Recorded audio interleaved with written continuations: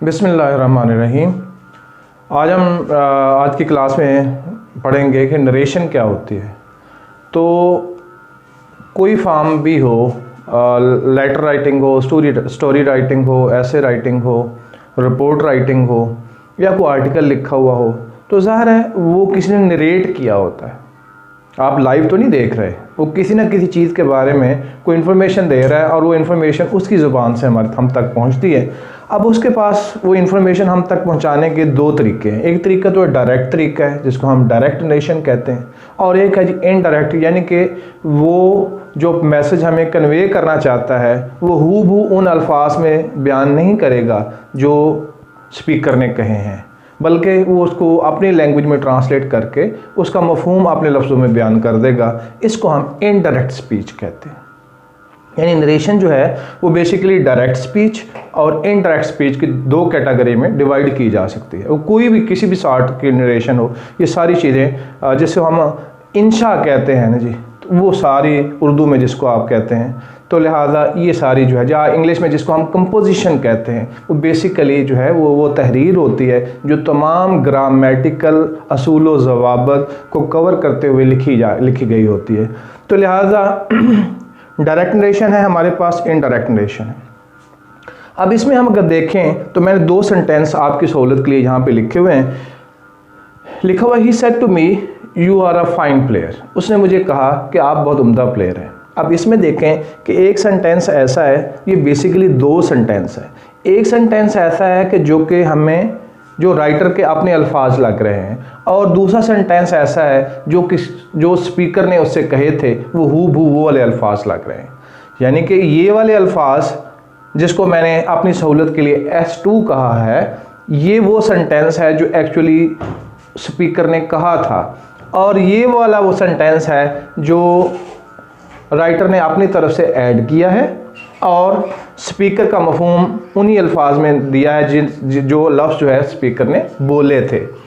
अब यहाँ पे देखें तो हमारे पास इस तरीके से दो कैटेगरीज बन जाती हैं।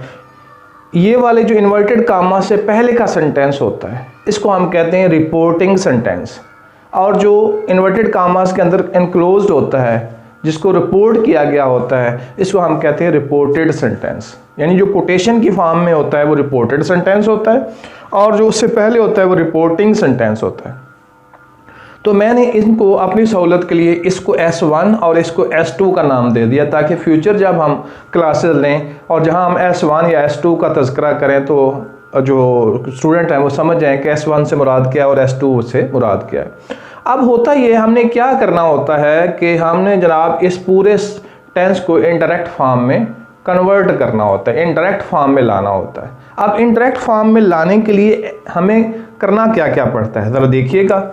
पहली बात तो हमें ये करनी पड़ती है कि ये जो इन्वर्टेड कामास लगे हुए हैं इनको हमने किसी तरीके से ख़त्म करना होता है, ये ना रहें। अब ये किस तरह नहीं रहेंगे? ये इस तरह नहीं रहेंगे कि अगर इनको हटा के कंजक्शन लगाएं, तो इसका मतलब ये है कि डायरेक्ट से इनडायरेक्ट करते हुए जो चेंजेस हमें करनी पड़ेंगी, वो पहली चेंज ये है कि कंजक्शन लगानी पड़ेगी। दूसरी बात कि अगर यहां पे आप देखें प्रोनाउन कहां पे, he said to me you are a fine player, तो जब हम इसे इंटरेक्ट करेंगे तो इसकी चेंज भी हमें करनी पड़ेगी, यहां भी चेंज करनी पड़ेगी कि इस प्रोनाउन की जगह यहाँ कौन सा प्रोनाउन आएगा। तो इसका मतलब है कि प्रोनाउन चेंज करने पड़ेंगे। दूसरी चेंज हमें ये करनी पड़ती है डायरेक्ट से इंटरेक्ट करते हुए।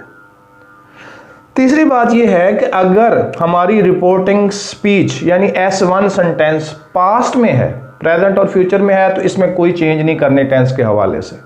लेकिन अगर ये पास्ट में है तो यहाँ पे टेंस की हम चेंज करेंगे। इसका मतलब है तीसरी चेंज जो आती है वो इसमें टेंस की चेंज है। और फिर इसी तरीके से कुछ चेंजेस होती हैं जो कि मिसलेनियस चेंजेस होती हैं, चौथी कैटेगरी में उसे हम लिखते हैं। वो मिसलेनियस चेंजेस ऐसे हैं जैसे नाउ को देन में बदल दिया, यस्टरडे को दैट डे में, प्रीवियस डे में बदल दिया, टुमारो को नेक्स्ट डे में बदल दिया। ये सारी चेंजेस जो हैं इनको हम मिसलेनियस के फोल्डर के तहत डालेंगे। तो ये अगर चार चेंजेस होती हैं डायरेक्ट से इनडायरेक्ट करते हुए, अगर ये चार चेंजेस करनी हम सीख लें कामयाबी के साथ, तो हम 100/100 डायरेक्ट को कामयाबी के साथ इनडायरेक्ट में कन्वर्ट कर देंगे। हम आराम से ये काम कर सकते हैं, इसमें कोई मसले वाली बात ही नहीं है। यानी कि ये 4 चेंजेस हम करनी सीख लें, तो डायरेक्ट से इनडायरेक्ट करते हुए हमें एक्चुअली ये 4 चेंजेस करनी होती हैं। और ये 4 चेंजेस किस तरह करते हैं हम इंशाल्लाह ताला नेक्स्ट अपना जो लेक्चर है उसमें ये डिस्कस करेंगे। ओके जी, अल्लाह हाफिज़।